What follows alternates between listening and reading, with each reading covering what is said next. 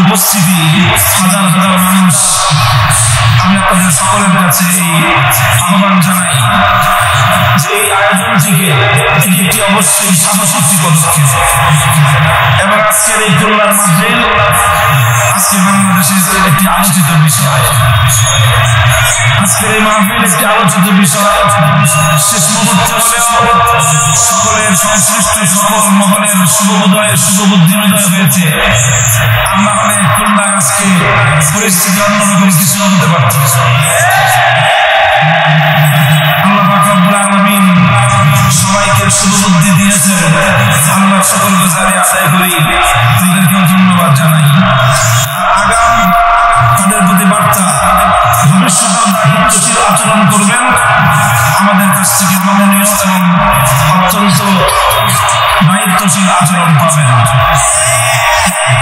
আর যদি আঘাত করেন তাহলে সাধারণ নাগরিক হিসাবে, সাংবিধানিক অধিকার হিসাবে যতটুকু আমাদের করার আছে আল্লাহর নামে কাফনের কাপড় মাথায় বেঁধে মাঠে নামার ইতিহাস কিন্তু আমাদের বহু আছে। পারবেন না রুখতে, পারবেন না রুখতে। যে জাতি মরতে চায়, যারা জীবন দেওয়ার জন্য প্রস্তুত হয়, তাদেরকে রোখার সাধ্য পৃথিবীর কোন শক্তির হয় না। এই যে যুব ওলামা পরিষদ তারা একটা সাহসী পদক্ষেপ নিল, আমাদের সকলের উচিত তাদের এই কার্যক্রমকে সর্বতভাবে সহযোগিতা করা। কি বলেন? তাদেরকে আমরা অনুপ্রাণিত করি, উৎসাহিত করি, সাহস যোগাই। যুবকরা তোমরা এগিয়ে আসো, জাতি এবং দেশ করে তোমাদেরকে সাহসী এবং দায়িত্বশীল ভূমিকা রাখতে হবে। আগামী দেশ এবং জাতির নেতৃত্ব তোমাদেরকে দিতে হবে। তো এই যে আমরা তাদেরকে একটু সহযোগিতা করার ক্ষেত্রে তাদের জন্য দোয়া করা, যে কোনো সময় দেশের জন্য, ইসলামের জন্য, মানবতার জন্য যে কোনো কর্মসূচি তারা গ্রহণ করে, সেই কর্মসূচিতে স্বতঃস্ফূর্তভাবে অংশগ্রহণ করা, সেই সাথে তাদের অর্থনৈতিক দিকটাও খুব গুরুত্বপূর্ণ একটা বিষয়। আজকের এই বিশাল আয়োজন সার্বিক যে খরচ ব্যয় এটা নির্বাহ করার জন্য তিনি কার্যক্রম ধর্মপ্রাণ সকল মুসলমান ভাই বোনদের অংশগ্রহণে সুসম্পন্ন হয়েছে। আমি আপনাদের সকলের প্রতি একটা অনুরোধ করবো যে আপনারা প্রত্যেকে যার যার সামর্থ্যের আলোকে আজকের এই খুলনা যুব ওলামা পরিষদের উদ্যোগে আয়োজিত ঐতিহাসিক এই ওয়াজ মাহফিলের এটা ব্যয় নির্বাহের জন্য সামর্থ্যের আলোকে আপনারা আর্থিকভাবে সহযোগিতা করবেন, অংশগ্রহণ করবেন। করবেন তো ইনশাআল্লাহ? তাহলে প্রত্যেকে এক কাজ করি, আমরা উপস্থিত যার পকেটে সবচেয়ে বড় যে নোটটা আছে, আমরা রাস্তায় যেগুলো দেব সেগুলো দেবো। কেন? কি বলেন? সাথে যখন করেছি ছোট সাহস, বড় সাহস, বড় সাহস। প্রোগ্রাম যেহেতু হচ্ছে, ছোট হচ্ছে না বড় হচ্ছে, সব যেহেতু বড় বড়, তাহলে ইনশাআল্লাহ আমরা বিয়াসানিতে আমাদের অংশগ্রহণটা হবে সবচেয়ে আলোকে সবচেয়ে বড়। যাদের পকেটে 1000 টাকা নোট আছে তারা 1000, যাদের পকেটে 1000 নাই তাদের পকেট থেকে 500, আর যাদের পকেটে 500 টাকার নোট নেই তাদের 200, আর 200 যাদের নেই তাদের জন্য 100। এই 100 পর্যন্ত যদি আমরা শান্ত থাকি, আর ছাত্রদের জন্য অর্ধেক কত 50, এই অনুপাতে যদি আমরা এতগুলো মানুষ এই 5 মিনিটের মধ্যে আমাদের সহযোগিতার অর্থগুলো আমরা সংগ্রহ করে নিই, তাহলে ইনশাআল্লাহ আশা করা যায় যে এই বিশাল মাহফিলের যাবতীয় ব্যয় আল্লাহ চাহেন তো খুব সহজেই এটা সংগৃহীত হয়ে যাবে ইনশাআল্লাহ। যুব ওলামা পরিষদের যারা স্বেচ্ছাসেবকরা রয়েছে তাড়াতাড়ি মাঠে নেমে পড়বে দ্রুত অল্প সময়ের মধ্যে। আর বাকি সকলকে বলবো যে আপনারা মেহরবানি করে নিজ নিজ সামর্থ্যের আলোকে এই ফান্ডে সর্বোচ্চ সহযোগিতা করবেন ইনশাআল্লাহ। কিছু ভিতরের দিকে মাঝখানের দিকে চলে যাও, কিছু মাঝখানের দিকে আগে চলে যাও।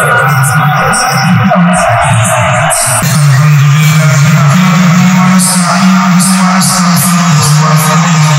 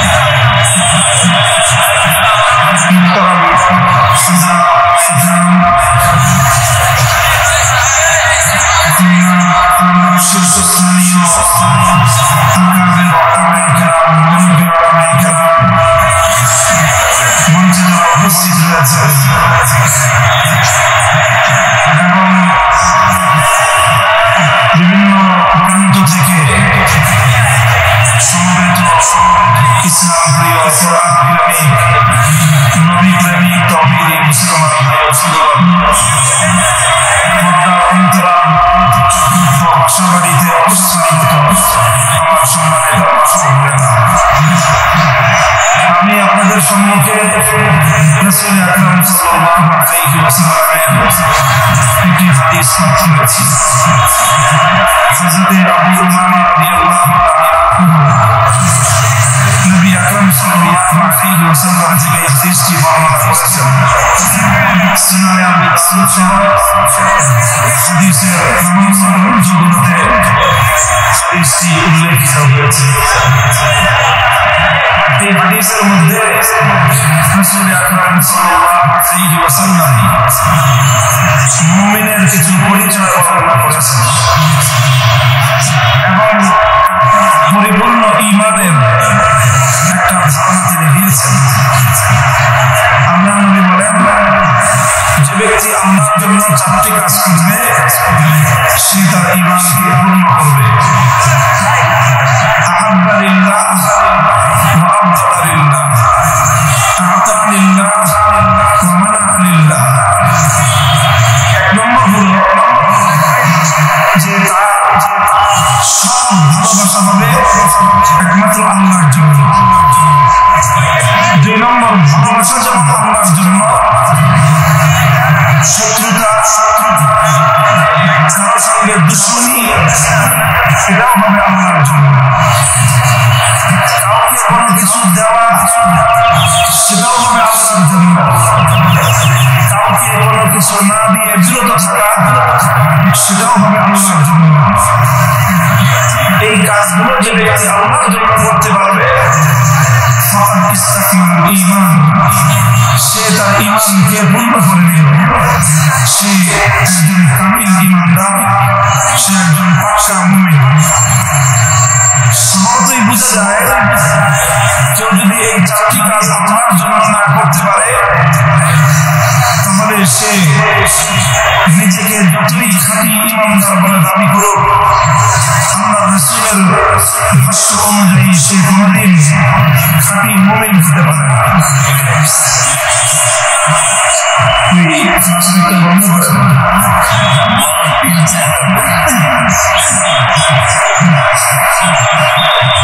এক নম্বর হলো আপনার জন্য ভালোবাসাটা কার জন্য হতে হবে?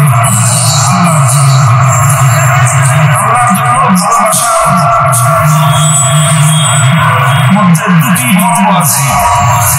প্রথম পর্ব হলো যাকে আল্লাহ ভালোবাসতে বলেছেন কেবল তাকেই ভালোবাসা, এবং এজন্য ভালোবাসা, তার প্রতি এজন্য মহব্বত রাখা, ভালোবাসা হৃদয়ে পোষণ করা যে এটা আল্লাহর হুকুম, এটা আল্লাহর নির্দেশ। এই কথা মনে করে কাউকে ভালোবাসা, এই কথা মনে করে কারোর প্রতি মহব্বত অন্তরে লালন করা। যেমন পিতা মাতাকে ভালোবাসা, তাদের প্রতি মহব্বত অন্তরে লালন করা। কারণ পিতা মাতাকে ভালোবাসতে বলেছেন কে? যেহেতু আল্লাহ বলেছেন এজন্য বাবাকে ভালোবাসা, যেহেতু আল্লাহ বলেছেন এজন্য মাকে ভালোবাসা। সন্তান সন্ততির প্রতিও ভালোবাসা পালন করা, কারণ সন্তানকে ভালোবাসতে বলেছেন আল্লাহ। স্বামী স্ত্রী পরস্পর একে অপরকে মহব্বত করা, কারণ আল্লাহ বলেছেন একে অপরকে ভালোবাসতে। তো আল্লাহ যাকে ভালোবাসতে বলেছেন আল্লাহর হুকুম প্রমাণার্থে তাকে ভালোবাসা, এটা হলো আহাব্বা লিল্লাহ, সে আল্লাহর জন্য ভালোবাসা। যদি আল্লাহ না বলতেন তাহলে আমি ভালোবাসতাম, যেহেতু আল্লাহ বলেছেন এজন্য আমি তাকে ভালোবাসি। এটা হলো আল-হুব্বু ফিল্লাহ, এটা হলো ঈমানের প্রথম পরিচয়। আল্লাহর জন্য কাউকে ভালোবাসা এর দ্বিতীয় পর্ব হলো প্রত্যেক ওই ব্যক্তির প্রতি অন্তরে ভালোবাসা পোষণ করা যে আল্লাহকে ভালোবাসে। যে আল্লাহকে ভালোবাসবে তাকেও আমি ভালোবাসি। কি কারণে? তাকে দিয়ে আমার দুনিয়ার কোনো স্বার্থ নাই। তাকে আমি শুধুমাত্র এজন্য ভালোবাসি যে সে আমার প্রিয়তম আল্লাহকে সে ভালোবাসে। এই জন্য দোয়া করা শিক্ষা দেওয়া হয়েছে। আল্লাহুম্মা ইন্নী আসআলুকা হুব্বাকা ওয়া হুব্বা মান ইউহিব্বুক। আল্লাহুম্মা ইন্নী আসআলুকা হুব্বাকা ওয়া আমি আপনার কাছে দোয়া করি, আমি আপনার কাছে ভিক্ষা চাই, আমার হৃদয় যদি আপনার প্রতি আপনার ভালোবাসা তৈরি করে দিন। আর এটা আমি আপনার কাছে চাই, যারা যারা আপনাকে ভালোবাসে তাদের প্রত্যেকের প্রতি যেন আমার অন্তরের মধ্যে ভালোবাসা তৈরি হয়। সুতরাং আপনার যার ব্যাপারে ধারণা হবে, আপনার অন্তর যার ব্যাপারে সাক্ষী দিবে যে এই লোকটা আল্লাহকে ভালোবাসে, তখন তার প্রতি মহব্বত লালন করা এটা আপনার ঈমানের অঙ্গ। যে কোনো ব্যক্তির ব্যাপারে যখন আপনার অন্তরে সাক্ষী দিবে যে এই লোকটা আল্লাহকে ভালোবাসে, সে একজন আল্লাহর প্রেমিক, যে কোনো ব্যক্তি সম্পর্কে যখন আপনার ধারণা হবে যে সে আল্লাহর প্রেমিক, তখন তার সাথে আপনার ব্যক্তিগত যত রেশারেশি থাকুক না কেন, ব্যক্তিগত যত গন্ডগোল থাকুক না কেন, রাজনৈতিক যত মতপার্থক্যই থাকুক না কেন, গোষ্ঠীগত যত বিভেদ থাকুক না কেন, যখনই আপনি বুঝতে পারবেন যে এই লোকটা আল্লাহর প্রেমিক, সঙ্গে সঙ্গে আপনি আপনার হৃদয়ে তার প্রতি একটা ভালোবাসার আসন তার জন্য তৈরি করবেন। এটা ঈমানের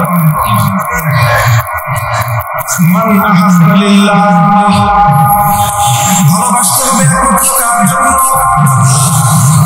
আল্লাহ হাদিস আল্লাহ রাসূল সাল্লাল্লাহু আলাইহি ওয়াসাল্লাম ইরশাদ করেছেন, ওমান আহাব্বা আবদান লা ইউহিব্বুহু ইল্লা লিল্লাহ,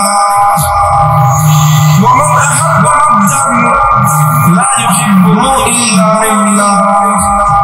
যে দুনিয়ার কোন মানুষকে ভালোবাসলে শুধুমাত্র একমাত্র আল্লাহকে খুশি করার জন্য ভালোবাসে, এটা হলো মুমিনের পরিচয়। মুমিন যদি অন্য মুমিনের প্রতি একমাত্র আল্লাহর জন্য ভালোবাসা লালন করে, তাহলে এটা অনেক শক্তিশালী একটা আমল, এটা ঈমানের অনেক গুরুত্বপূর্ণ একটা অধ্যায়, এটা ঈমানের অনেক গুরুত্বপূর্ণ একটা অংশ। যে ব্যক্তি এই অংশটাকে লালন করতে পারবে, ঈমানের এই চরিত্রটা যে ব্যক্তি হাসিল করতে পারবে, শুধু এই মুহাম্মদ আর ভালোবাসা অন্তরে লালন করবার কারণে আল্লাহ পাক রব্বুল আলামিন কিয়ামতের কঠিন ময়দানে বিশেষ ব্যক্তির অন্তর্ভুক্ত করে দিয়ে তাকে আল্লাহ আরশের ব্যবস্থা করে দিবেন। ওয়ারাজুলানি তাহাব্বা ফিল্লাহ, হে ধর্মপ্রাণ মুসলমান ভাইরা, ঈমানদার তাওহীদি জনতা, আল্লাহর প্রেমিক মুমিন বান্দারা, আমি আপনাদেরকে ভালোবাসি আল্লাহর জন্য, এবং আপনারাও আমাকে আপনারা ভালোবাসেন। আপনারা আমাকে ভালোবেসেই আজকে এইভাবে মাহফিলে বাঁধ ভাঙ্গা জোয়ারের মতো ছুটে এসেছেন। আপনাদের এই ভালোবাসা আমি ব্যক্তির প্রতি নয়, এ কারণে নয় যে আমি একজন ব্যক্তি, বরং আপনাদের আমার প্রতি ভালোবাসা এজন্য যে আপনাদের ধারণা, আপনাদের বিশ্বাস আমি আল্লাহর দ্বীনের কথাগুলো, আল্লাহর কোরআনের কথাগুলো আমি অকুণ্ঠ চিত্তে আমি উচ্চারণ করি, হকের কথাগুলো আমি যথাযথভাবে উচ্চারণ করি, কোরআনের কথাগুলো নির্ভয়ে আমি বলি। শুধু এই জন্যই আপনারা আমাকে ভালোবাসেন।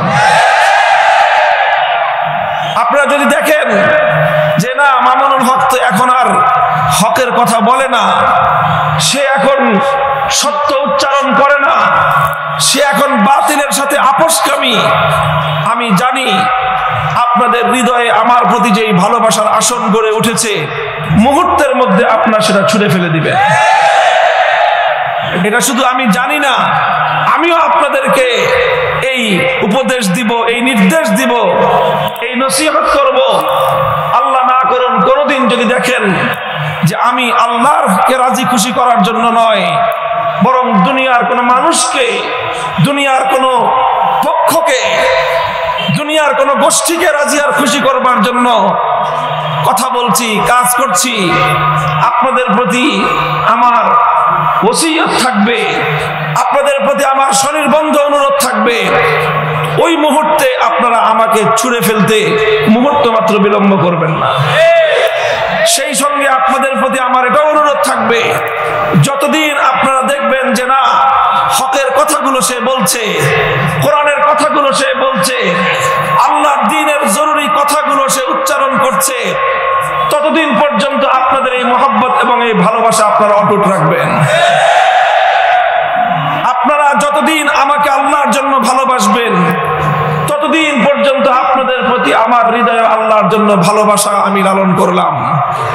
এবং আমরা আশা করি আমাদের এই পারস্পরিক মহব্বত এবং ভালোবাসার সম্পর্কটি শুধুমাত্র এই দুনিয়ার পার্থিব জীবনেই সম্পর্ক হবে না, শেষ হয়ে যাবে না, বরং এটা আমাদের কিয়ামত পর্যন্ত আমাদের এই পারস্পরিক এই ভালোবাসার সম্পর্ক এটা কাজে আসবে।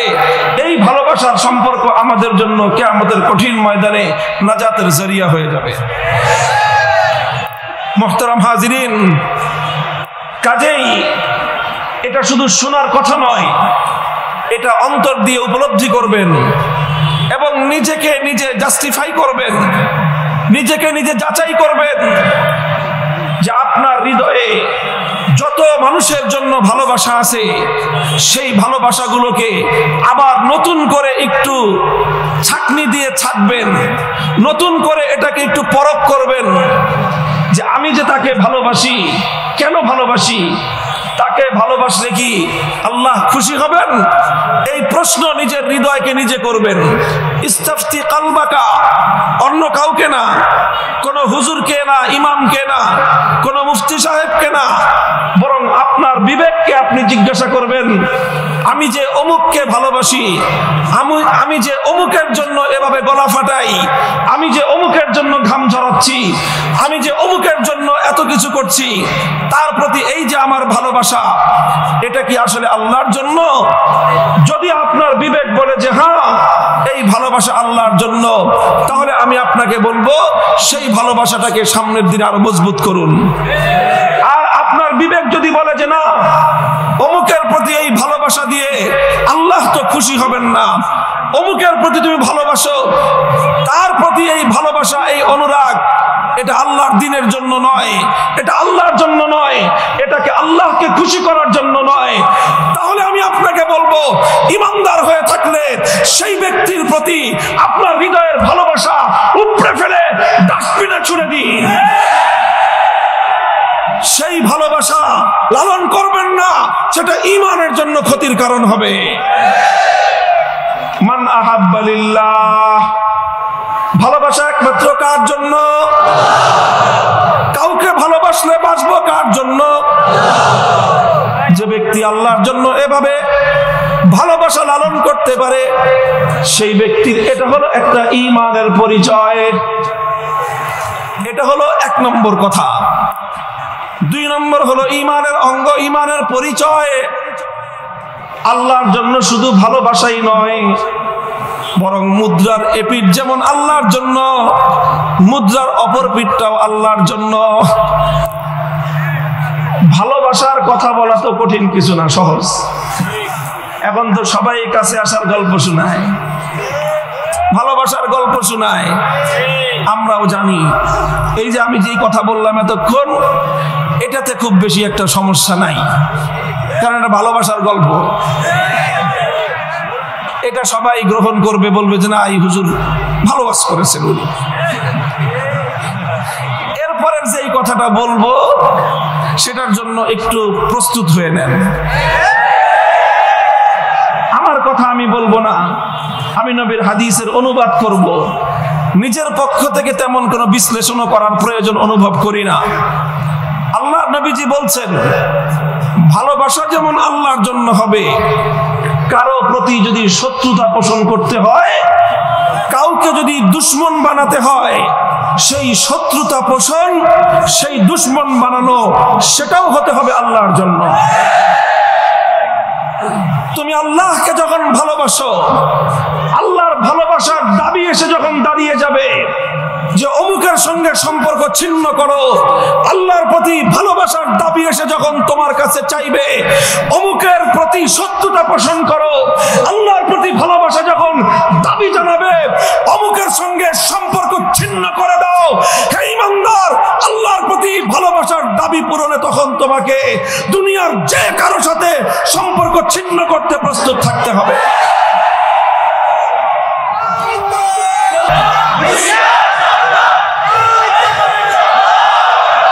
ওয়াবগাদা লিল্লাহ, শত্রুতা কার জন্য? কাছেও আসতে হবে যেমন আল্লাহর জন্য, আবার যখন আল্লাহর প্রতি ভালোবাসার দাবি হয়ে দাঁড়ায় কারো কাছ থেকে দূরে সরে যাওয়া। হে ঈমানদার, তুমি যদি খাঁটি মুমিন হয়ে থাকো, ওই ব্যক্তি থেকে দূরে সরে যেতে মুহূর্ত মাত্র বিলম্ব তুমি করবা না। আবগাদা লিল্লাহ, আল্লাহর জন্য ভালোবাসা, আল্লাহর জন্য শত্রুতা, আল্লাহর জন্য অনুরাগ, আল্লাহর জন্য বিরাগ, উভয়টা যখন পূর্ণ হয় ব্যক্তিটা ঈমানদার হয়। এটা ঈমানের দুটি ডানা। একটা পাখির যেমন দুই ডানা থাকলে সে দুই ডানার উপর ভর করে আকাশে উঠতে পারে, ঈমানের এই উভয় বৈশিষ্ট্য যদি কেউ ধারণ করতে পারে, ভালোবাসবে আল্লাহর জন্য, আবার শত্রুতা রাখা, দুশ্মনী রাখা, কারো সঙ্গে সংঘাত তৈরি করা, কারো সঙ্গে বিরাগ তৈরি করা, দ্বন্দ্ব সংঘাতে জড়িয়ে পড়া প্রয়োজনের ক্ষেত্রে, সেটাও তোমাকে আল্লাহর জন্য করতে প্রস্তুত থাকতে হবে। মুহতারাম হাজিরিন, এটা ঈমানের গুরুত্বপূর্ণ অধ্যায়। আজ আমাদের কাছে শুধু ভালোবাসার গল্প আছে, শত্রুতার গল্প নাই। আমরা শুধু কাছে আসার গল্প বলি, কিন্তু আল্লাহর জন্য দূরে সরতে হয়, সম্পর্ক ছিন্ন করতে হয়, সে কথা আমরা বলি না। অথচ আল্লাহর কোরআন আল্লাহর জন্য ভালোবাসার কথাগুলোকে যতটা দ্ব্যর্থহীন ভাবে বলেছে, প্রয়োজনের ক্ষেত্রে আল্লাহর জন্য সম্পর্ক ছিন্ন করার কথাটা তার চেয়েও আরো কঠোর ভাষায় বলেছে। ইয়া আইয়ুহাল্লাযীনা আমানু লা তাত্তাখিযু আদুওয়ি ওয়া আদুওয়াকুম আউলিয়া তুলকুনা ইলাইহিম বিল মাওয়াদ্দাহ وقد كفروا بما جاءكم من الحق يخرجون الرسول وإياكم أن تؤمنوا بالله ربكم إن كنتم خرجتم جهادا في سبيلي وابتغاء مرضاتي تسرون إليهم بالمودة। আল্লাহর কোরআন বলেছে, হে ঈমানদার, তুমি যদি সত্যিকার ঈমানদার হয়ে থাকো, তাহলে যারা আল্লাহর দুশমন কোশ্চিন কালেও সে তোমার বন্ধু হতে পারে না। আল্লাহর শত্রুকে তুমি বন্ধু বানাও, আবার আল্লাহকেও বন্ধু ভাবো, এটা দুনিয়াতে এক অসম্ভব ব্যাপার। এটা একটা অসম্ভব বিষয়। তুমি আল্লাহ এবং আল্লাহর দুশমন উভয়কে একসঙ্গে বন্ধু বানাবা, হতেই পারে না। তেল আর পানি একাকার হয় না। আসমান আর জমিন যেমন ব্যবধান থেকে যায়, ঠিক তদ্রূপ যে আল্লাহর দুশমনকে নিজের বন্ধু বানায়, যে আল্লাহর শত্রুকে নিজের বন্ধু বানায়, আল্লাহ তার বন্ধু হতে পারেন না। এখন তুমি সিদ্ধান্ত গ্রহণ করার ব্যাপার, that is your own right. তুমি নিজেরটা নিজে সিদ্ধান্ত নাও, তোমার বন্ধু আল্লাহর দুশমন হবে না আল্লাহ হবে। দুই নৌকা একসাথে হবে না, এই দুই নৌকা একসাথে হবে না। কোনটা তুমি বাছাই করবা এটা তোমার চুজ করার বিষয়। তুমি ফাইনাল সিদ্ধান্ত গ্রহণ করো, আল্লাহর শত্রু তোমার বন্ধু হবে না আল্লাহ তোমার বন্ধু হবে। যদি আল্লাহ তোমার বন্ধু হয়, কিসের পরোয়া? আল্লাহর সমস্ত শত্রুদের চোখের উপর চোখ রেখে স্পষ্ট পয়গাম দিয়ে দাও, যারা আল্লাহর শত্রু তারা আমারও শত্রু।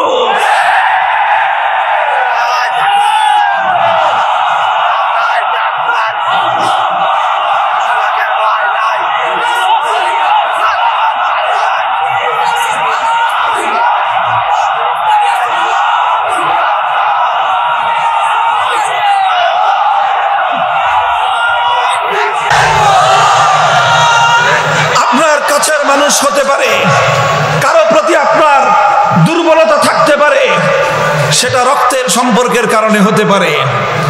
ব্লাড কানেক্টেড মানুষের প্রতি মানুষের হৃদয়ের দুর্বলতা থাকে, তার প্রতি হৃদয়ের আন্তরিকতা থাকে। বাবা মা, মানুষের সবচেয়ে ঘনিষ্ঠজন আল্লাহর পরেই। এজন্য পিতামাতার হক আল্লাহ পাক তার হকের পরেই সবচেয়ে গুরুত্বপূর্ণভাবে সাব্যস্ত করেছেন। সেই পিতামাতার ব্যাপারেও ইসলামের কথা পরিষ্কার। ইসলামের কথা পরিষ্কার। وَإِنْ جَاهَدَاكَ عَلَىٰ أَن تُشْرِكَ بِي مَا لَيْسَ لَكَ بِهِ عِلْمٌ فَلَا تُطِعْهُمَا وَصَاحِبْهُمَا فِي الدُّنْيَا مَعْرُوفًا। তোমার পিতামাতা যদি কাফের হয়, বেঈমান হয়, খোদাদ্রোহী হয়, আল্লাহর দুশমন যদি হয় তোমার পিতামাতা, শুধু দুশমন তাই নয়, শুধু বেঈমান তাই নয়, জাহাদাকা আলা আন তুশরিকা বি, তোমাকেও আল্লাহর সঙ্গে শিরক করতে বলে, তোমাকেও ঈমান ছেড়ে দিতে বলে, তোমাকেও আল্লাহর নাফরমানি করবার জন্য তোমার বাবা মা তোমাকে চাপ প্রয়োগ করে, সেই ক্ষেত্রে তোমার করণীয় কি? পিতামাতার সাথে দুর্ব্যবহার করবা? না, পিতামাতার সাথে তখনও দুর্ব্যবহার করার অনুমতি নাই, দুর্ব্যবহার করা যাবে না। ওয়াসাহিবহুমা ফিদ দুনিয়া মারুফা, তাদের সাথে সদাচরণ করতে হবে, নমনীয় আচরণ করতে হবে, শুধুমাত্র পিতামাতার জন্য। এটা স্পেশাল আল্লাহর পক্ষ থেকে ছাড়, পিতামাতার সম্মান এবং মর্যাদার দিকে তাকিয়ে। পিতামাতার সাথে দুর্ব্যবহার করা যাবে না। তাই বলে পিতামাতার কথা শুনে আল্লাহর সঙ্গে শিরক করা যাবে? পিতামাতার কথা মানতে গিয়ে আল্লাহর অবাধ্য হওয়া যাবে? ফালা তুতিহুমা, খবরদার, পিতামাতাও যদি তোমাকে আল্লাহর অবাধ্য হতে বলেন, খবরদার, কোশ্চিনকালেও দুনিয়ার কোন মানুষের কথা মানতে গিয়ে আল্লাহর হুকুম অমান্য করা যাবে না। কথা পরিষ্কার, ইসলামের বক্তব্যে কোনো ধরনের অস্পষ্টতা নেই।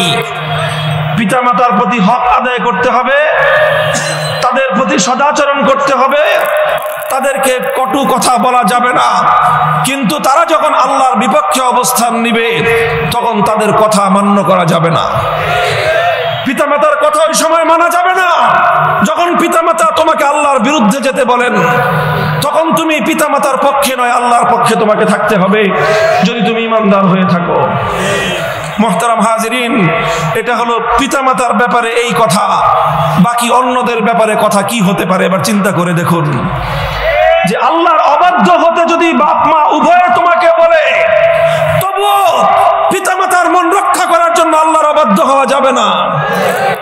স্বামী যদি স্ত্রীকে বলে আল্লাহর অবাধ্য হও, স্ত্রী স্বামী ভক্তা, স্বামীর অনুগতা, তবে যখন স্বামী স্ত্রীকে বলবে আল্লাহর বিধান লঙ্ঘন করতে, মুমিন নারীর জন্য কর্তব্য হলো স্বামীর ওই আদেশ সবিনয়ে প্রত্যাখ্যান করতে হবে, মান্য করা যাবে না। কারণ স্বামীর হুকুমের চেয়ে আল্লাহর হুকুম লক্ষ কোটি গুণ বেশি বড়। স্বামীর আনুগত্য করতে হবে কতক্ষণ? যতক্ষণ স্বামী আল্লাহর হুকুমের মধ্যে থেকে স্ত্রীকে নির্দেশ দিবে।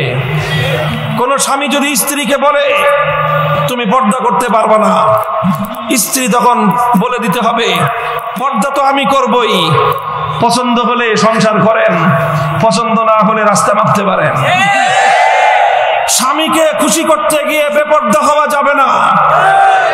আবার স্বামীর জন্য একই কথা, স্ত্রী যদি বলে দাড়ি চাচ্ছেন, পরিষ্কার বলে দিতে হবে নবীর সুন্নত ছাড়বো না, তুমি তোমার বাপের বাড়ির রাস্তা মাপতে পারো। কথা পরিষ্কার? যদি এটা আপনি করতে পারেন তাহলে আপনি ঈমানের পরিচয় ধারণ করলেন।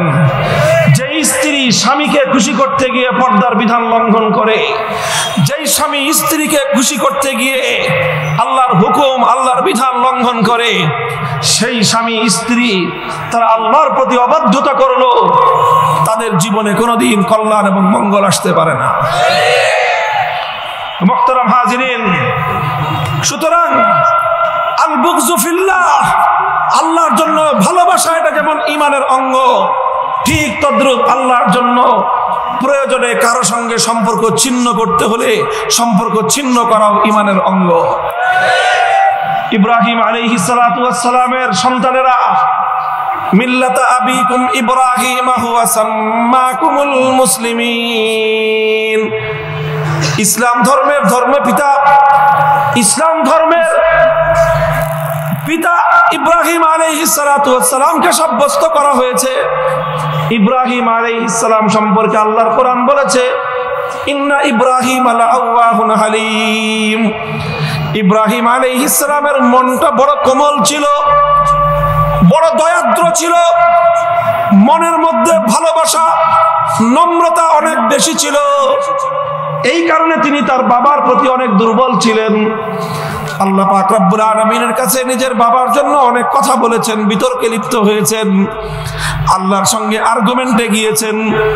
কিন্তু আল্লাহর কোরআন বলতেছে কি, ফালাম্মা তাবায়্যানা আন্নাহু আদুউল লিল্লাহি তাবাররাআ মিন, ফালাম্মা তাবায়্যানা আন্নাহু আদুউল লিল্লাহ। যেই মুহূর্তে ইব্রাহিম আলাইহিস সালাতু ওয়াস সালামের সামনে এই কথা প্রমাণ হয়ে গেল যে তিনি আমার বাবা হলে কি হবে, তিনি হলেন আল্লাহর দুশমন, ইব্রাহিম আলাইহিস সালাম সঙ্গে সঙ্গে নিজের অবস্থান পরিষ্কার করে দিলেন। যে ব্যক্তি আল্লাহর দুশমন হয়, সে যদি আমার বাবাও হয়, তার সঙ্গে আমার অন্তরের আন্তরিকতার কোনো সম্পর্ক নাই। এটা হলো ঈমান, এটা হলো ঈমান। হযরত রাসূল আকরাম সাল্লাল্লাহু আলাইহি ওয়াসাল্লামের কাছে একবার আম্মা জান খাদিজাতুল কুবরা রাদিয়াল্লাহু আনহা জিজ্ঞাসা করলেন, ইয়া রাসূলুল্লাহ, আমাদের অনেকগুলো সন্তান তো একেবারে অপ্রাপ্ত অবয়স্ক অবস্থায় মারা গেছে, সেই সন্তানগুলোর পরিণাম কি হবে? নবীজি বললেন, তারা জান্নাতে যাবে। মুমিনের সন্তান অপ্রাপ্ত বয়স্ক অবস্থায় মারা গেলে তারা জান্নাতে চলে যায়। এরপরে খাদিজা রাদিয়াল্লাহু আনহা বললেন, হুজুর, তাহলে আপনার পূর্বেও তো আমার আরো সন্তান ছিল, আপনার সাথে বিবাহ হওয়ার আগে ওই সমস্ত সন্তানগুলো অনেকে মারা গেছে, ওদের কি পরিণাম হবে? আল্লাহর নবী বললেন, ফিন্নার, ওরা তো জাহান্নামে যাবে। মায়ের কথা, মা যখন তার সন্তানের ব্যাপারে এই কথা শুনে মায়ের মনটা কেমন লাগে? হযরত খাদিজা রাদিয়াল্লাহু তাআলা আনহুর মুখটা মলিন হয়ে গেল, ছোট হয়ে গেল। আগের সন্তানরা জান্নাতে যাবে এই কথা শুনে চেহারার মধ্যে যে একটা হাসির রেখা ফুটে উঠেছিল, মুহূর্তের মধ্যে সেই হাসির রেখাটা মিলে গিয়ে মুখের মধ্যে একটা শোক, একটা কঠিন মর্মবেদনার রেখা মুখের মধ্যে ফুটে উঠল। আল্লাহ রাসূল সাল্লাল্লাহু আলাইহি ওয়াসাল্লাম হযরত খাদিজাকে সতর্ক করলেন, হে খাদিজা, শুনে রাখো, তুমি যদি লাউ রাআইতিহিমা লাআবগাসতিহিমা, যদি তোমার সামনে তোমার আল্লাহর অবস্থাটা প্রকাশ পেয়ে যায় যে তোমার আল্লাহ, তোমার রব, তোমার ওই সকল কাফের এবং মুশরিক সন্তানদের প্রতি অসন্তুষ্ট, তাহলে তুমি যদি আল্লাহকে ভালোবেসে থাকো, তাহলে তোমাকেও একথা মনে প্রাণে লালন করতে হবে, আল্লাহ যার প্রতি অসন্তুষ্ট, আমিও তার প্রতি অসন্তুষ্ট। কাজেই এই যে অসন্তুষ্টি রাখা, এটা কোনো সাধারণ বিষয় নয়, ঈমানের জন্য জরুরি বিষয়। যে কেউ হতে পারে, আপনজন হতে পারে, রক্তের সম্পর্ক থাকতে পারে, সন্তান এবং পিতামাতার সম্পর্ক হতে পারে, স্বামী স্ত্রীর মতো ঘনিষ্ঠ সম্পর্ক থাকতে পারে। যেই মুহূর্তে কারো ব্যাপারে প্রমাণ হবে সে আল্লাহর দুশমন, ঈমানদার ওই মুহূর্তে সিদ্ধান্ত নিবে, তাহলে সে আমারও দুশমন। হযরত সাদ ইবনে আবি ওয়াক্কাস রাদিয়াল্লাহু তাআলা আনহুর ঘটনার উদ্ধৃতি দেই আমি। আল্লাহর রাসূলের বিশিষ্ট সাহাবী, মিন আহাদিল আশরাতিল মুবাশশারা, মিনাল আশরাতিল মুবাশশারা, আল্লাহর নবী দুনিয়াতে থাকতে যেই 10 জন সাহাবীকে জান্নাতের সুসংবাদ দিয়েছেন, জান্নাতের সুসংবাদ প্রাপ্ত সাহাবায়ে কেরামের মধ্যে 100 লক্ষ সাহাবীর মধ্যে শ্রেষ্ঠতম 10 জন সাহাবী, সেই 10 জনের একজন হলেন সাদ ইবনে আবি ওয়াক্কাস, আউয়ালুর রামিন ফিল ইসলাম, অনেক উঁচু মর্যাদা সম্পন্ন একজন সাহাবী। তার আপন ভাই নাম হলো তার উতবা ইবনে আবি ওয়াক্কাস। উহুদের জিহাদ যখন হয়, এক পক্ষে নবীর সাহাবী সাদ ইবনে আবি ওয়াক্কাস, অপর পক্ষে তার আপন ভাই উতবা ইবনে আবি ওয়াক্কাস কুফরির পক্ষে। ঈমান এবং কুফরির লড়াই, হক বাতিলের যুদ্ধ উহুদের রণাঙ্গনে। ইতিহাস বলে উহুদের রণাঙ্গনে, উহুদের যুদ্ধে আল্লাহর রাসূল সাল্লাল্লাহু আলাইহি ওয়াসাল্লাম যত আঘাত প্রাপ্ত হয়েছিলেন নবীর 63 বছরের জিন্দেগিতে, এত বেশি আঘাত, এত জটিল আঘাত আর নবী কোনোদিন পাননি। আল্লাহর নবীর মাথার মধ্যে লোহার টুপি ছিল, লোহার হেলমেট। বেঈমানের দল বিশাল পাথর ছুঁড়ে মেরেছিল, সেই পাথর এসে নবীর মাথার উপর আঘাত করলে সেই লোহার হেলমেটের কড়াগুলো নবীজির মাথার দুই পাশের চোয়ালের হাড় ভেঙে মাথার মধ্যে ঢুকে গিয়েছিল। নবীজির দান্দান শহীদ হয়ে গিয়েছিল। শুধুমাত্র মুখমণ্ডলের মধ্যে 3 জায়গা থেকে রক্ত ঝরেছিল। কপালে রক্ত লেগে, কপালে আঘাত প্রাপ্ত হয়ে কপাল থেকে বেয়ে বেয়ে রক্ত পড়েছিল। গন্ডদ্বয় 2 গাল থেকে রক্ত ঝরেছিল। নিচের ঠোঁট দাঁতের আঘাতে ফুটো হয়ে সেই ঠোঁট দিয়ে অজর ধারায় রক্ত ঝরতেছিল। দাম্মু ওয়াজহা নবিয়্যিল্লাহ। বেঈমানের দল সেদিন আল্লাহর নবীর পূর্ণ চেহারা মুবারকটাকে রক্তে রক্তে লাল করে দিয়েছিল। এত রক্তক্ষরণ আমার নবীর শরীর থেকে হয়েছিল। রক্ত ঝরতে ঝরতে নবীজি তিনি দুর্বল হয়ে বেহুশ হয়ে জমিনে পড়ে গিয়েছিলেন। মুহতারাম হাজিরিন, আল্লাহর পয়গম্বরের মাথার আঘাত এত জটিল ছিল, এতটাই গভীর ছিল, সেই লোহার কড়া মাথা থেকে বের করাটা সহজ ছিল না। হাত দিয়ে টান দিয়ে শেষ পর্যন্ত মাথার ভিতর থেকে লোহার কড়া বের করা যায়নি। একজন সাহাবী পাগল হয়ে এসে সেই লোহার কড়া দাঁত দিয়ে কামড় দিয়ে টান দিয়ে বের করলেন। এত জোরে টানতে হয়েছে, লোহার কড়া তো বের হয়ে এসেছে, সঙ্গে সঙ্গে সাহাবীর দাঁত পড়ে গেছে। কত জটিল ছিল সেই জখম। হযরতে ফাতেমা রাদিয়াল্লাহু তাআলা আনহা তিনি ঘর থেকে দৌড়ে এসে নবীজির সেই ক্ষত থেকে রক্ত বন্ধ করার জন্য অনেক চেষ্টা করতেছিলেন। বারবার পানি দিয়ে ধুচ্ছিলেন। বুখারীর হাদিস, হযরত আলী কাররামাল্লাহু ওয়াজহাহু তিনি ঢালে করে যুদ্ধের ঢাল পানি আনতেছিলেন। ফাতেমা নিজের বাবার মুখমণ্ডল থেকে রক্ত ধুচ্ছিলেন। ফালাম্মা রাআত ফাতেমা আন্নাল মা লা ইয়াজিদুদ দামা ইল্লা কাসরাতান, যতই পানি ঢালা হয় রক্ত আরো দ্বিগুণ প্রবাহিত হয়, আরো বেশি প্রবাহিত হয়। আর কোনো উপায় না পেয়ে তখন তিনি আহরাকাত হাসিরান ফাআলসাকাতহা, তিনি চাটাই, পুরাতন চাটাই এনে সেগুলো আগুন দিয়ে পোড়ালেন। আগুন দিয়ে পুড়িয়ে তারপরে হোগলা এবং চাটাইয়ের সেই ছাইগুলো নবীজির মাথার জখমের মধ্যে পুড়ে দিলেন। ছাই দিয়ে যখন চাপ দিলেন, আল্লাহর মেহেরবানি হলো, আমার নবীর রক্তক্ষরণ বন্ধ হয়ে গেল। ছাই দিয়ে চিকিৎসা করা, এটা তিব্বে নববী, এটা ইলাজে নববী, এবং এটা আধুনিক চিকিৎসা বিজ্ঞান সম্মত। যে কোনো জিনিসে জার্ম থাকে, পয়জন থাকে, সেটা শরীরের মধ্যে দিলে, শরীরের ক্ষতস্থানে লাগালে সেটার দ্বারা শরীরের মধ্যে যে কোনো জার্ম, যে কোনো ব্যাধি, যে কোনো আপনার সংক্রামক ব্যাধি, এটা সংক্রমণ হতে পারে। এজন্য কোনো কিছু দিয়ে শরীরে ক্ষতস্থানে আঘাত করতে হলে সেটা আগে আগুন দিয়ে পুড়িয়ে নেবেন, কারণ আগুনে পোড়ালে সমস্ত জার্ম পয়জনগুলো নষ্ট হয়ে যায়। যাই হোক, বলতেছিলাম আমার নবীকে এভাবে উপর্যুপরি আঘাত করা হয়েছিল। কারা করেছিল আঘাত? মক্কার কাফেররা।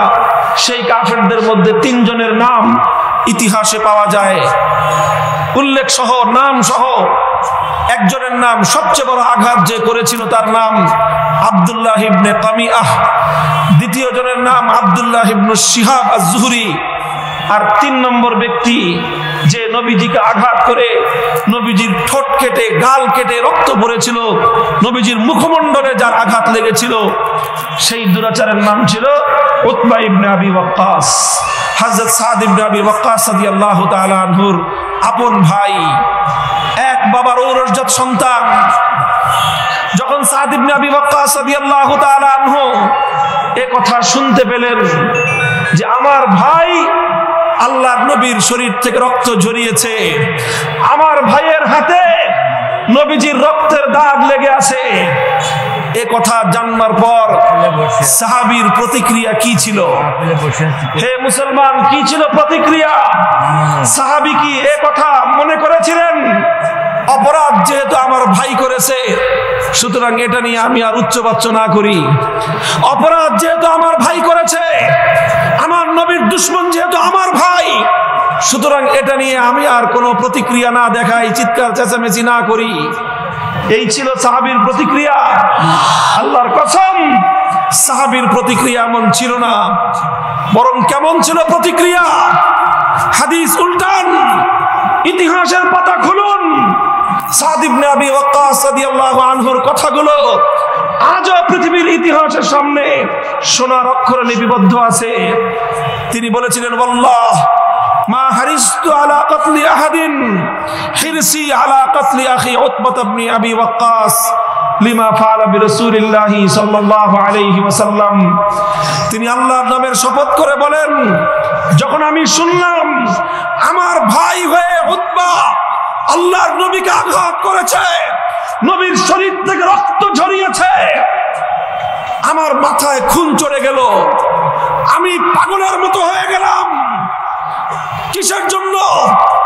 বলেন যে আমি আর কোনোদিন কোন মানুষকে খুন করবার জন্য এতটা পাগল হই নাই, নিজের আপন ভাইকে হত্যা করার জন্য যতটা পাগল হয়েছি যখন শুনেছি আমার ভাইয়ের হাত আমার নবীর রক্তে রঞ্জিত হয়েছে। মুহতারাম হাজিরিন, কথা স্পষ্ট, স্পষ্ট কথা, কোনো গোজামিলের অবকাশ নেই। পরিণাম কি হবে ভাববার সময় আমার নাই। আল্লাহকে রাজি করে কথা বলার সিদ্ধান্ত গ্রহণ করেছি। আল্লাহকে রাজি করার পর যে যে রাজি হবে ওয়েলকাম। আল্লাহকে রাজি করে কথা বলার পরে যদি কেউ নারাজ হন, আপনার প্রতি আই এম সরি বলা ছাড়া আমার আর কোনো উপায় নাই। হযরত সাদ ইবনে আবি ওয়াক্কাস রাদিয়াল্লাহু তাআলা আনহুর এই ঘটনা মুমিনের সামনে ঈমানের মানদণ্ড প্রমাণ করে দেয়। ঈমান কাকে বলে? কোরআন বলে দিয়েছে, আমিনু কামা আমানান নাস, আমিনু কামা আমানান নাস। তোমরা ঈমান গ্রহণ করো, তোমাদের ঈমান হতে হবে সাহাবীদের মতো। ঈমানের মেয়ার মানদণ্ড হলো সাহাবায়ে কেরামের ঈমান। যার ঈমান সাহাবীদের মতো হবে তার ঈমান গ্রহণযোগ্য। যার ঈমান সাহাবীদের ঈমানের সাথে মিলবে না সেটা ঈমান নয়, সেটা ঈমানের নামে মুনাফিকি আর ভণ্ডামি। সাহাবায়ে কেরাম মেয়ারে হক, সাহাবায়ে কেরাম মেয়ারে হক, সত্যের মাপকাঠি। কিয়ামত পর্যন্ত কোনটা সত্য কোনটা মিথ্যা, কোনটা হক কোনটা বাতিল, কোনটা ঈমান কোনটা কুফর বুঝতে হলে সাহাবায়ে কেরামের মানদণ্ড দিয়ে মাপতে হবে।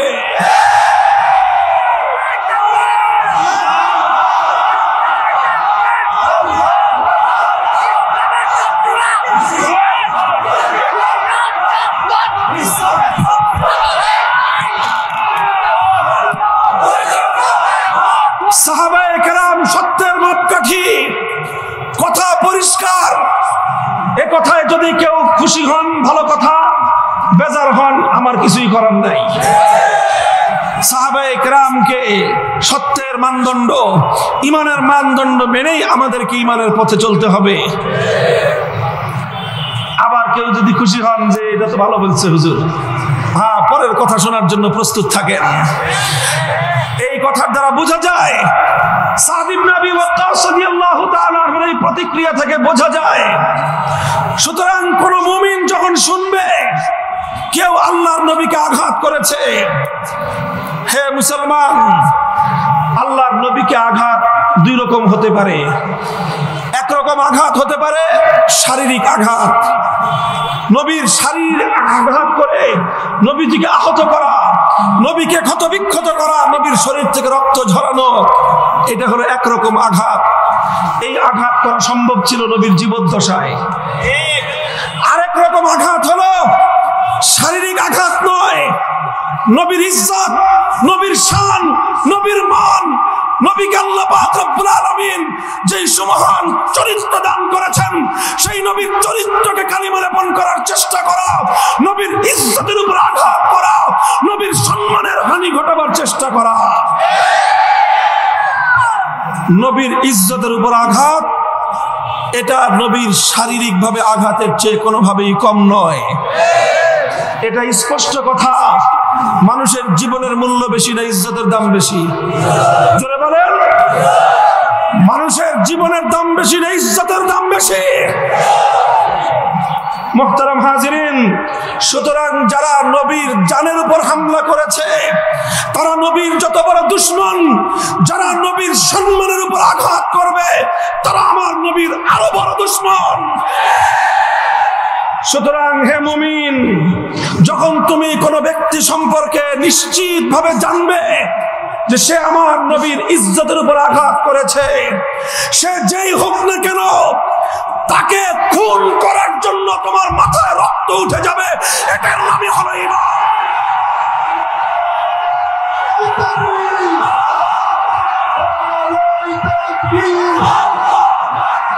বিশ্বনবীর শত্রুরা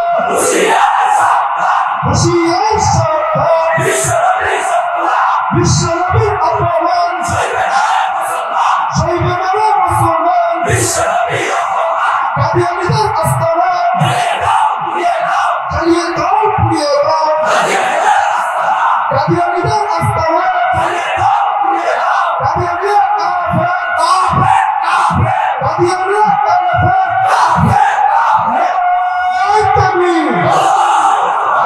মুহতারাম হাজিরিন, ইসলামের অকাট্য সিদ্ধান্ত, সন্দেহাতীত সিদ্ধান্ত, বিগত 1400 বছর পর্যন্ত ইসলামের যত স্কুল অফ থট, মুসলমানদের মধ্যে যতগুলো আপোষে মত পার্থক্যের সূত্র আছে, যতগুলো মাযহাব আছে, মাযহাবের বাইরে যতগুলো গ্রুপ আছে, 4 মাযহাব হানাফি, মালিকি, শাফিঈ, হাম্বলি, 4 মাযহাবের বাইরে লা মাযহাবি, সালাফি, আহলে হাদিস, কোনো মত পার্থক্য নাই। ইমানের এই পয়েন্টে সবাই একমত। এরপরে হানাফিদের মধ্যে বেরেলভি, সুন্নি, ফুলতলি, সরসিনা, যত গ্রুপ আছে, জৈনপুরি, সব দেওবন্দি, কোনো পার্থক্য নেই, সব একমত। কি বিষয়ে? আসমান এবং জমিনের মধ্যখানে আল্লাহর নবী রাহমাতুল লিল আলামিনকে যে ব্যক্তি কটাক্ষ করবে, কটূক্তি করবে, সে হলো এই পৃথিবীতে সবচেয়ে বড় নরাধম, সে হলো সবচেয়ে বড় অপরাধী। খাতেমে রাসূল মানব সভ্যতার ঘৃণ্যতম দুশমন, বিশ্ব মানবতার সবচেয়ে বড় দুশমন। এটা আমাদের ঈমান, এটা আমাদের আকীদা। আল্লাহর নবীর দুশমনকে, নবীকে কটাক্ষকারীকে যে সবচেয়ে বড় অপরাধী মনে না করবে, তার ঈমানে সমস্যা আছে, তার ঈমানে খতরা আছে। তুমি আবার নতুন করে ঈমান গ্রহণ করো। নবীর দুশমন বিশ্ব মানবতার দুশমন, নবীর দুশমন সমস্ত মুসলমানের সবচেয়ে বড় দুশমন। সুতরাং যে সবচেয়ে বড় অপরাধী, তার শাস্তিও কি বলেন? অপরাধ যেমন গুরু, শাস্তিও কি গুরু। অপরাধে লঘু শাস্তি, এটা কোনোদিন গ্রহণযোগ্য হতে পারে না। সমস্ত ইসলামিক স্কলার, শুধু আজকের নয়, বিগত 1400 বছর পর্যন্ত ইসলামের অনুসারী, ইসলাম ধর্মের ঝান্ডাবাহী সমস্ত আলেম ওলামা, ইসলামিক স্কলার এ ব্যাপারে একমত। খাতেমে রাসূল নবীর দুশমনের শাস্তি হলো মৃত্যুদণ্ড, নবীর দুশমনের শাস্তি হলো মৃত্যুদণ্ড। এই মৃত্যুদণ্ড কার্যকর করার দায়িত্ব মুসলমানদের শাসকের, এই মৃত্যুদণ্ড কার্যকর করার দায়িত্ব মুসলমানদের আদালত এবং বিচার ব্যবস্থা। আল্লাহ না করুন মুসলিম শাসকরা, মুসলমানদের বিচার ব্যবস্থা যদি নবীর দুশমনকে প্রকৃত তার অপরাধ অনুযায়ী শাস্তি প্রদান করার পরিবর্তে তাকে আশ্রয় এবং প্রশ্রয় দেওয়ার চেষ্টা করে, আর সেক্ষেত্রে নবীর কোন আশিক রাসূল উম্মত যদি সাহাবী সাদ ইবনে আবি ওয়াক্কাসের আদর্শের অনুসরণ করে নবীর দুশমনকে খতম করার জন্য উদ্যত হয়, এটা মুসলমান শাসক এবং বিচার ব্যবস্থার ব্যর্থতা।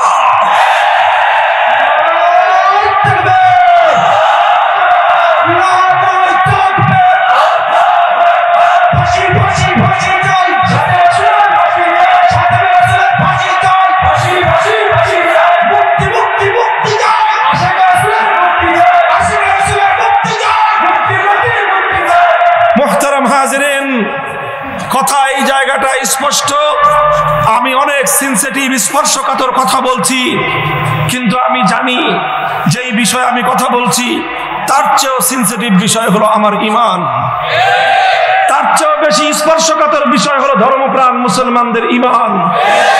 কাজে ঈমান রক্ষা করার কথা আমাদেরকে বলতেই হবে। আমরা এ কথা হাইড করে যেতে পারবো না।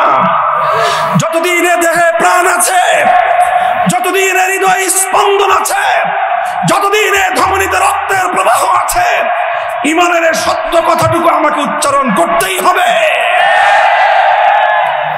আমি একটা ছোট্ট দৃষ্টান্ত দিই আপনাদের সামনে। বিভিন্ন মজলিসে বিভিন্ন মাহফিলে আমি দিয়ে থাকি।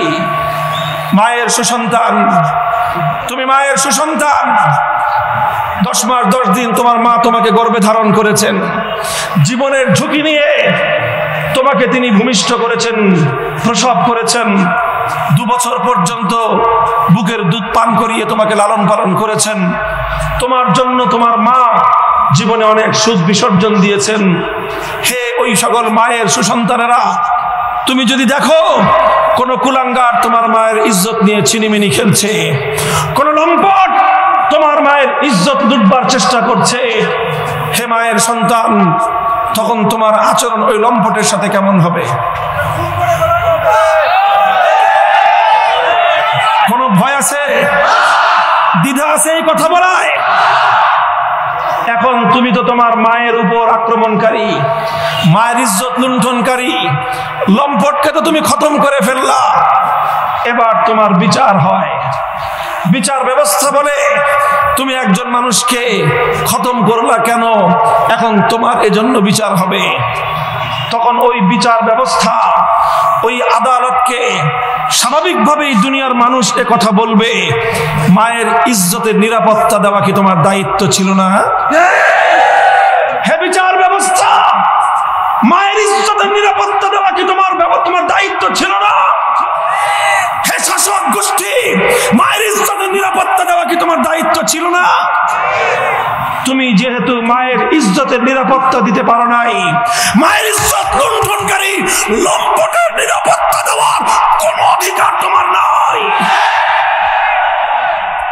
আর মায়ের ইজ্জতের হেফাজতকারী, সেই মায়ের দুধের হক আদায়কারী ওই সন্তানের বিচার করবার অধিকারও তোমার নাই।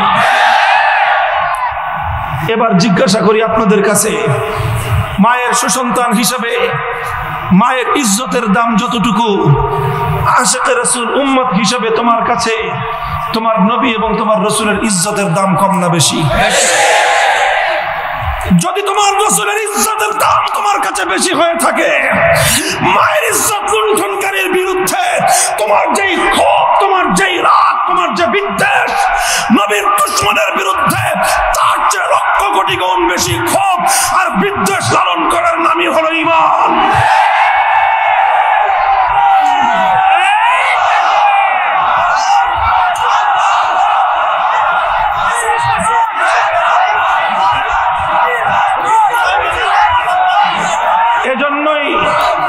এজন্যই মুসলমানদের শাসক হিসেবে,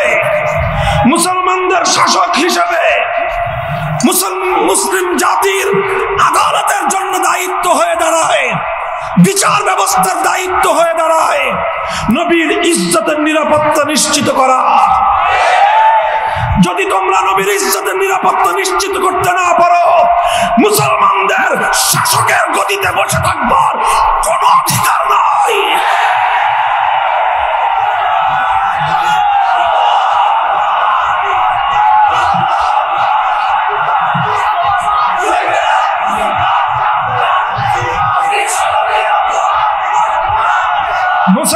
হিসেবে আমরা আল্লাহর নবীর ইজ্জতের নিরাপত্তা চাই।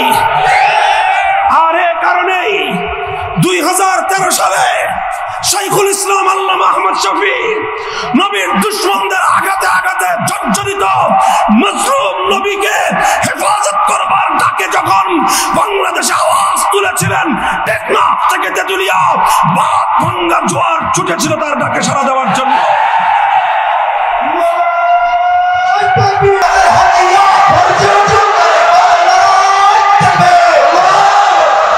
বাংলাদেশের 50 বছরের ইতিহাসে এত বড় গণজাগরণের নজির নেই। এদেশের মানুষের হৃদয়ের ভাষা ছিল সেটা। এদেশের কোটি কোটি তাওহীদি জনতার হৃদয়ের আবেগ উচ্চারিত হয়েছিল শাইখুল ইসলাম আহমদ শফীর কণ্ঠে। শাইখুল ইসলাম আল্লামা আহমদ শফী আজ নেই, কিন্তু সে আওয়াজ বন্ধ হয়ে যায়নি, সে দাবি স্থগিত হয়ে যায়নি, স্থগিত হতে পারে না।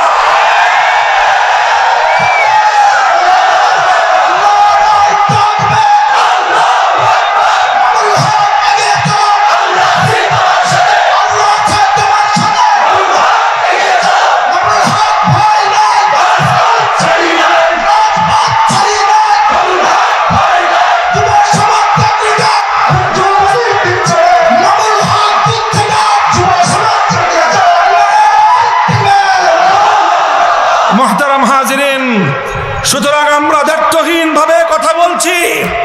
টেকনাফ থেকে তেতুলিয়া এ কথা আমাদেরকে বলতেই হবে। আল্লাহর নবীর ইজ্জতের হেফাজতের জন্য এ দেশে মুসলমানদের শাসকদের কাছে আমাদের দাবি, প্রথমে অনুরোধ, তারপরে দাবি, প্রয়োজনের জন্য কঠোর পদক্ষেপ নিতে আমরা পিছপা হব না।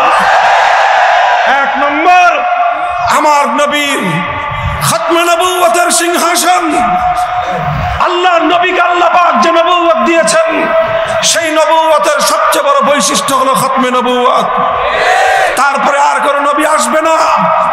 এই খতমে নবুয়তের সিংহাসন নবীর জন্য সংরক্ষণ করা সমস্ত মুসলমান এবং তাদের শাসকদের দায়িত্ব আর কর্তব্য। খতমে নবুয়তের সিংহাসন নিয়ে যারা টানা হেঁচড়া করে, নবীর পরে আরেক নবী আমদানি করে, যারা কোটি কোটি মুসলমানদের হৃদয়ে ছুরিকাঘাত করে, সেই মুসলমানদের সাথে চরম গাদ্দারি করে যারা সেই বিশ্বাসঘাতক মির্জা গোলাম আহমদ কাদিয়ানীর অনুসারী, কাদিয়ানী ধর্মাবলম্বীদেরকে অমুসলিম ঘোষণা করতে হবে।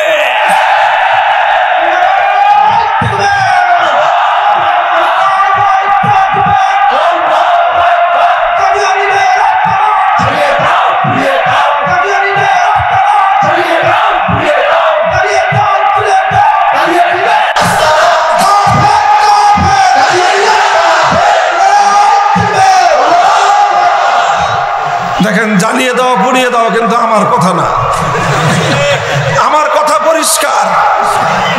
এদেশে সব ধর্মাবলম্বীরা থাকতেছে, কারো ব্যাপারে আমাদের এই ধরনের কোনো দাবি নেই। কোনোদিন বলি নাই হিন্দুদেরকে অমুসলিম ঘোষণা করতে হবে, বলেছি? খ্রিস্টান অথবা অন্যান্য ধর্মাবলম্বী যারা আছে, বৌদ্ধ, তাদের ব্যাপারে কখনোই আমরা দাবি করিনি। কারণ তারা নিজ নিজ ধর্ম অনুসরণ করবে, নিজ নিজ ধর্ম তারা পালন করছে। এই বিষয়ে আমাদের কোনো বক্তব্য নেই। এদিকে তাকান, কথা বলেন ঠিক কিনা? কিন্তু কাদিয়ানীরা, তারা কাদিয়ানী ধর্মের অনুসারী হয়ে ইসলাম ধর্মের নাম ব্যবহার করে তারা ধর্মপ্রাণ মুসলমানদের সাথে প্রতারণা করছে, ধোঁকাবাজি করছে এবং আল্লাহর নবীর খতমে নবুয়তের এই সিংহাসনকে আঘাত করে মুসলমানদের হৃদয়কে ক্ষতবিক্ষত করছে। সুতরাং আমরা বলছি, তাদেরকে তাদের ধর্মীয় আইডেন্টিটি দিয়ে দেন। ওরা কাদিয়ানী ধর্মাবলম্বী হিসেবে তারা তাদের ধর্ম পালন করুক, এতে আমাদের আপত্তি নাই। আমরা তাদেরকে দাওয়াত দিব, জাহান্নামের পথ ছেড়ে, কুফরির পথ ছেড়ে ইসলামের দিকে আসো। কিন্তু কাদিয়ানীদেরকে লালন পালন করে তাদের মাধ্যমে মুসলমানদেরকে ধোঁকা এবং প্রতারণা দিয়ে হাজার হাজার মুসলমান মুসলমানকে জাহান্নামের দিকে ধাবিত করবার সুযোগ অবারিত রাখবেন, ধর্মপ্রাণ মুসলমানরা এটা বরদাস্ত করতে পারে না। 2 নম্বর দাবি হলো, আমরা চাই না বারবার আমার বাংলাদেশটা উত্তাল হয়ে উঠুক। আমরা সবসময় চাই দেশে শান্তি শৃঙ্খলা প্রতিষ্ঠিত থাকুক। আমাদের কথা পরিষ্কার, আমাদের কথাকে কোনোভাবেই বিকৃত করবার চেষ্টা করবেন না। আজকেও আমি আপনাদের খুলনা শহরে কোনো দায়িত্বহীন কথা বলিনি। আমি বারবার বলেছিলাম, এখনো বলছি, আমরা চাই রাষ্ট্রীয় যে কোনো অনুষ্ঠান, বাংলাদেশের স্বাধীনতার সুবর্ণ জয়ন্তী, এটা পালিত হোক, দেশ স্থিতিশীল থাকুক। দেশ স্থিতিশীল রাখার জন্য এদেশের আলেম সমাজ তাদের সকল দায়িত্বপূর্ণ ভূমিকা তারা পালন করবে। কিন্তু অযথা কোরআনের মাহফিলে যারা বাধা দিয়েছেন, আপনারা দেশের বিরুদ্ধে ষড়যন্ত্রকারী, আপনারা সরকারের দুশমন। আপনি এবং আপনারা চাচ্ছেন বর্তমান প্রশাসন এবং সরকারের সাথে এদেশের আলেম সমাজের সংঘাত তৈরি করে দেশের মধ্যে অস্থিতিশীলতা সৃষ্টি করতে। আমি দাবি জানাবো, যারা এইরকম আচরণ করছে, প্রথম প্রশাসনের ঊর্ধ্বতন কর্মকর্তারা যেন তাদের ব্যাপারে দ্রুত তদন্ত করে। এরা কাদের এজেন্ডা নিয়ে বাংলাদেশে বসবাস করছে? আমাদেরকে অযথা অভিযুক্ত করার চেষ্টা করবেন না। শত শত কথা এখানে রেকর্ড হচ্ছে। আমাদের প্রতিটি কথা দায়িত্ব নিয়ে বলছি আলহামদুলিল্লাহ। আমরা বলছি আমার দেশের স্বাধীনতা উদযাপন হোক, তবে সেই স্বাধীনতা উদযাপনে যেন এমন কিছু না হয় যেটা বাংলাদেশের 16 কোটি মুসলমানের হৃদয়ে আঘাত করে। মুসলমানদের কোরআন থেকে 28টি আয়াত বাদ দেওয়ার জন্য সে দেশের সুপ্রিম কোর্টে রিট হবে, সেখানে শুনানি হবে। মুসলমানদের কোরআনের আয়াত থাকবে কি থাকবে না, তোমার দেশের আদালত সেটা আলোচনা করবে, সেই ব্যাপারে তদন্ত করবে, আর মুসলমানরা মুখে আঙ্গুল দিয়ে চুষবে।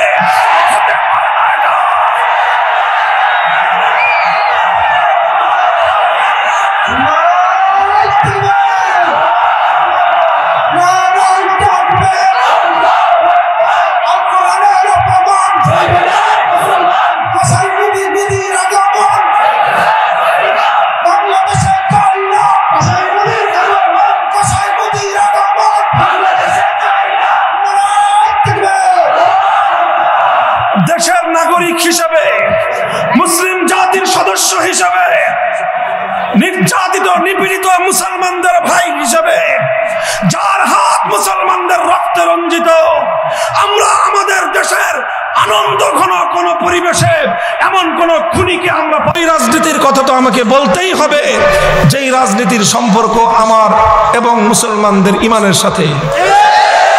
সেই রাজনীতির কথা যদি না বলি, তাহলে আমি আল্লাহর আদালতে মস্ত বড় অপরাধী সাব্যস্ত হয়ে যাব। আমার দেশের রাজনীতি কে কিভাবে করবেন, রাজনীতি নিয়ে খুব বিস্তারিত আমি বলি না, শুধু এতটুকু কথা আমি বলছি, রাজনীতির অনেক খারাপ দিক আছে, কিছু ভালো দিকও আছে।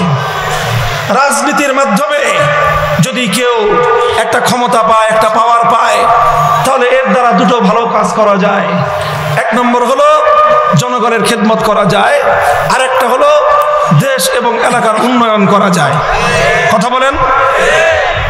যদি কেউ এই উদ্দেশ্যে রাজনীতি করে থাকে যে আমার হাতে রাজনৈতিক পাওয়ার আসলে আমি সেই পাওয়ার দিয়ে জনগণের সেবা করব, দেশের উন্নতি করব, আই অ্যাপ্রিসিয়েট ইউ, আমি তোমার রাজনীতিকে সম্মান জানাই।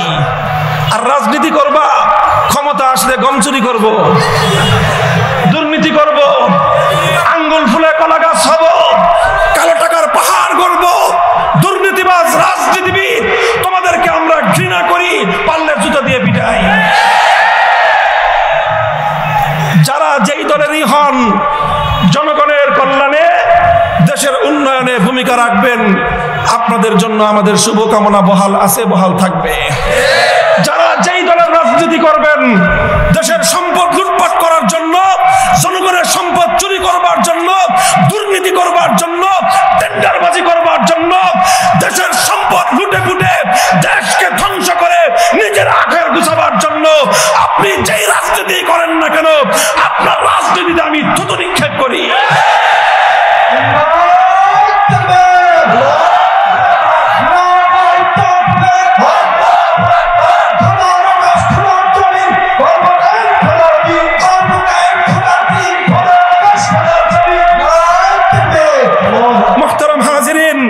এই জায়গাটা থেকে আমি বলছি, আমি আমার দেশের মুসলমান, বিশেষ করে ইয়াং জেনারেশন এবং বিশেষ করে যারা রাজনৈতিক নেতা কর্মী, তাদেরকে বলতেছি, তোমরা যেই যেই দলের রাজনীতি করো, শুধু রাজনীতির কারণে আমরা তোমাদেরকে দুশমন মনে করি না, তোমাদেরকে বেঈমান কাফেরও মনে করি না, তোমাদেরকে অমুসলিম মনে করি না। রাজনৈতিক মতপার্থক্য থাকার পরেও ইমানদার হওয়ার কারণে আমি তোমাকে আমার মুসলমান ভাই বলেই বিশ্বাস করি। আর সেই দায়িত্ববোধ থেকে তোমাকে বলছি, অনেক সময় দেখা যায় রাজনৈতিক নেতারা বা রাজনৈতিক দলগুলো এমন এমন পদক্ষেপ গ্রহণ করে যেটা সুস্পষ্টত ইসলাম বিরোধী, যেটা সুস্পষ্ট কোরআন সুন্নাহর বিরুদ্ধে পদক্ষেপ। বলবেন হুজুর আমরা তো মাঠের কর্মী, আমরা কি করব? এটা বড় বড় নেতারা সিদ্ধান্ত নেয়। আমি বলবো, আমি তোমাদেরকে কথা বলছি, সাধারণ জনগণকে বলছি, বড় বড় নেতাদেরকে আমি এই মুহূর্তে কথা বলছি না, তাদের সাথে আলাদা আলাপ সালাপ হলে তাদেরকে বলবো। তোমাদেরকে যে কথাটা বলি, হে মুসলমান, মনে রেখো, যখন তোমার দল অথবা তোমার নেতা তোমাকে এমন কোন পথে আহ্বান করবেন যে পথ ইসলামের সাথে সাংঘর্ষিক, যে পথ, যে কথা আল্লাহর কোরআন এবং নবীর সুন্নাহর সঙ্গে সাংঘর্ষিক, তখন হলো তোমার ঈমানের পরীক্ষার সময়। তখন তোমাকে পরীক্ষা দিতে হবে, তোমার কাছে তোমার ঈমান বড় না তোমার রাজনীতি বড়। তখন তোমাকে পরীক্ষা দিতে হবে, তোমার কাছে আল্লাহ রাসূলের কথার গুরুত্ব বেশি না তোমার নেতা নেত্রীর কথার গুরুত্ব বেশি। কথা পরিষ্কার। তখন যদি তুমি মনে করো যে নেতা নেত্রীর কথা মানতে গিয়ে, দলের নির্দেশ মানতে গিয়ে কোরআনের বিরুদ্ধে যেতে হয় আমি যাব, ইসলামের বিপক্ষে যেতে হয় আমি যাব, তাহলে তুমি মনে রেখো, তুমি আর কিছু হলেও রাজনৈতিক বড় নেতার কর্মী হলেও ইমানদার হতে পারো না। এই কথাটা ভালো করে মনে রাখবেন। সেই সঙ্গে আরেকটা কথা মনে রাখবেন, যুগের সকল আলেম সমাজ যখন কোনো একটা বিষয়ে একমত হয়ে যায়, কি বললাম বলেন তো? সকল আলেম সমাজ যখন কোনো একটা বিষয়ে একমত হয়ে যায়, এক কথা বলে, তখন সেটাকে ইসলামী শরীয়তের পরিভাষায় বলা হয় ইজমা। কি বলা হয়? আমরা শুনেছি ইসলামের 4 মূলনীতি, কোরআন, সুন্নাহ, ইজমা, কিয়াস। এটা হলো সেই ইজমা। অর্থাৎ সকল আলেম যখন এক বিষয়ে একটাই কথা বলে, সেই ক্ষেত্রে এটা ইজমা। হ্যাঁ, অনেক বিষয় আছে খোদ আলেমদের মধ্যেই ভিন্ন ভিন্ন মত, সেটার ক্ষেত্রে তুমি কোন আলেমের মতামত অনুসরণ করবা সেটা তুমি চিন্তা করো। সেটা নিয়ে আমি আজকে আলাপ করতেছি না। আমার আজকে আলোচ্য বিষয়, যেই বিষয়ে যুগের সমস্ত আলেম একমত, সেটার নাম হলো ইজমা।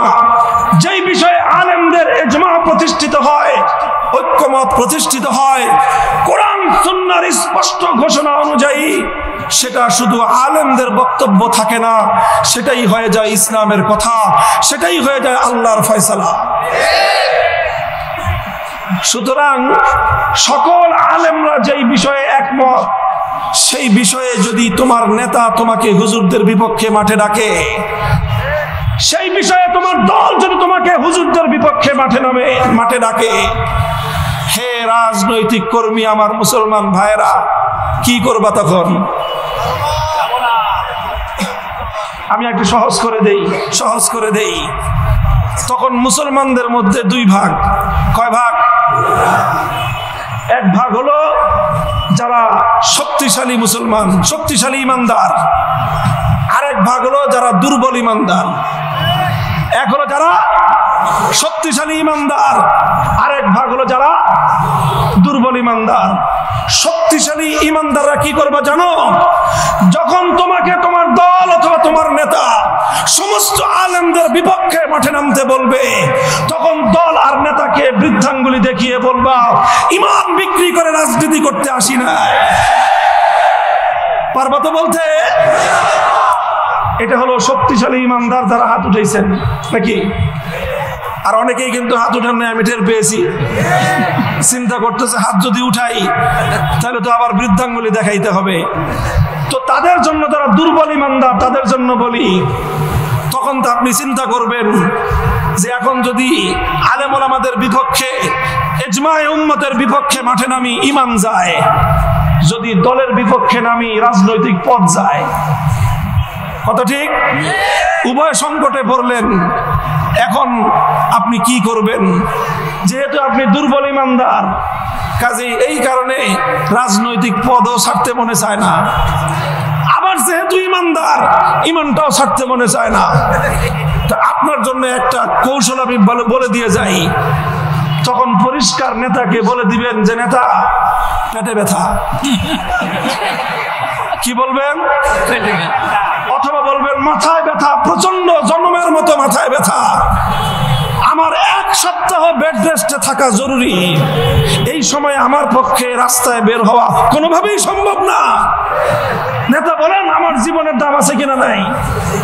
নেতা বলবে, ঠিক আছে, তোমার যেহেতু পেটে ব্যথা, তোমার যেহেতু মাথায় ব্যথা, তাহলে তুই আজকে আসিস না, কিন্তু আমরা করে ফেলি। কথা পরিষ্কার? কেউ প্রশ্ন করতে পারেন যে, হুজুর আমার তো আসলে মাথা ব্যথা নাই। আমার তো মাথা ব্যথা নাই, আপনি আমাকে মাথা ব্যথার মিথ্যা কথা শিখিয়ে দিতেছেন কেন? আমি বলবো, এই সময়ে ঈমান রক্ষা করার জন্য এই মিথ্যা কথাটুকু বলার অনুমতি আপনার কোরআন দিয়েছে। এটা ইব্রাহিমী সুন্নত। তখন মিথ্যার আশ্রয় নিয়ে হলেও ঈমান বাঁচাতে হবে। মিথ্যার আশ্রয় নিয়ে হলেও মূর্তির পক্ষে মাঠে নামা যাবে না। কথার মধ্যে কোনো পেশাল আছে? অস্পষ্টতা আছে? পরিষ্কার কথা। পেটে ব্যথা বলেন আর মাথা ব্যথা বলেন, যাই বলেন, আর বেটা তোমার মাথা ব্যথা নাই মানে কেন? তোমার ঈমান যখন আশঙ্কার মুখে, তোমার দল যখন তোমাকে ঈমানের বিপক্ষে মাঠে ডাকছে, দেশের মধ্যে যখন ঈমানের বিরুদ্ধে ষড়যন্ত্র হচ্ছে, তখনও তোমার মাথা ব্যথা নাই, তুমি কেমন ঈমানদার? তাহলে মাথা ব্যথা থাকা উচিত কি উচিত না? দল ডাকে ঈমানের বিরুদ্ধে, নেতা ডাক দেয় আলেমদের বিরুদ্ধে, তখনও যদি তোমার মাথা ব্যথা না থাকে, তাহলে বুঝতে হবে তোমার ঈমানই নাই। তাহলে দুর্বল ঈমানদাররা কি বলবেন? কি বলবেন? ইন্নী সাকিম, আমি মারাত্মক অসুস্থ, এই সময়ে আমার রাস্তায় নামার কোনো সুযোগ নাই। আর যদি সেই কথা বলার সাহস না রাখেন, মোবাইল বন্ধ করে দিয়ে কক্সবাজার চলে যাবেন ঘুরতে। এই ঘোরা জায়েজ। ঈমান হেফাজত করার জন্য কক্সবাজার চলে যাবেন, বান্দরবান চলে যাবেন। দেশে থাকতে সমস্যা হলে চলে যান ইন্ডিয়ায়। এখন ইন্ডিয়ায় যাওয়া তো সমস্যা নাই। দার্জিলিং ঘুরে আসেন, কাশ্মীর ঘুরে আসেন, তাজমহল দেখে আসেন। এই সুযোগে ঈমানও বাঁচবে, তাজমহলও দেখা হয়। আল্লাহ পাক বুঝবার তৌফিক দান করেন।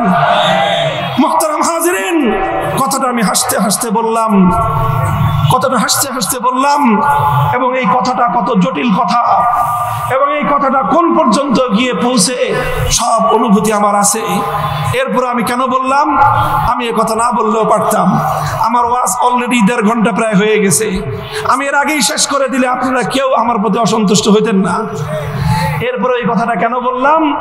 আমি জানি এই কথাটা যদি আজকে শাইখুল হাদিসের সন্তান না বলে, তাহলে এই জাতির এই রাজনৈতিক ধোঁকাবাজির খপ্পরে পড়ে ঈমান হারানোর বিপজ্জনক এই ব্যাপারে এই জাতিকে সতর্ক করার লোকের বড় অভাব আছে। বলে দিলাম আওয়ামী লীগ করবেন না বিএনপি করবেন, আপনার সিদ্ধান্তের বিষয়, কিন্তু খবরদার ঈমান বিক্রি করে রাজনীতি করবেন না।